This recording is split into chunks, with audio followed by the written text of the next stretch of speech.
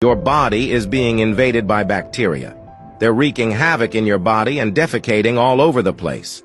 At this point, injured cells in your body start releasing chemical signals to wake up your immune system. The first one to get the signal is the macrophage.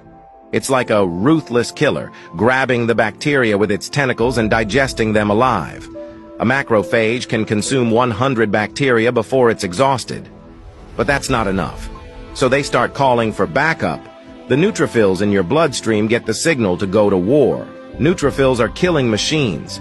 Once they're on the battlefield, they start releasing deadly chemicals into the bacteria. It's an attack that kills 1,000 enemies and damages 800. Because the cells in your body are also damaged. Neutrophils also blow themselves up, casting a toxic web of chemicals to catch the bacteria. At this point, your blood vessels begin to let fluid flow into the battlefield. The fluid contains millions of complementary proteins. It's an automatic liquid weapon. It kills the bacteria by putting holes in them. If you're lucky, the immune system kills the invaders at the first line of defense. But there are exceptions.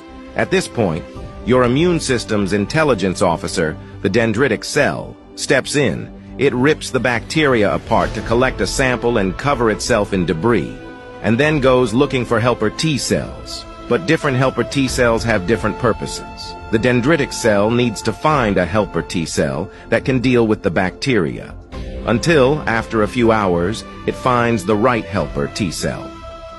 This cell is the weapon your body needs. There are hundreds of millions of unique helper T cells in your body. Each of them can fight a specific enemy. When the right T cell is activated, your body's second line of defense wakes up. At this point, the activated helper T cells begin to replicate themselves. Until they've made thousands of copies of themselves, they split into two groups. The first group moves quickly to help the macrophage. The macrophage is exhausted after a long battle. The helper T cells arrive just in time. The auxiliary T cells arrive in time and send a message to the macrophage with a special chemical signal.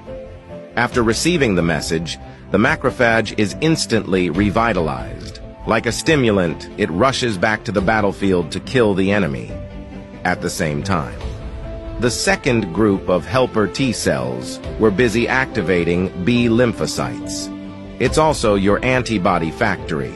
Antibodies are protein superweapons that grab the enemy with pincer-like tissue.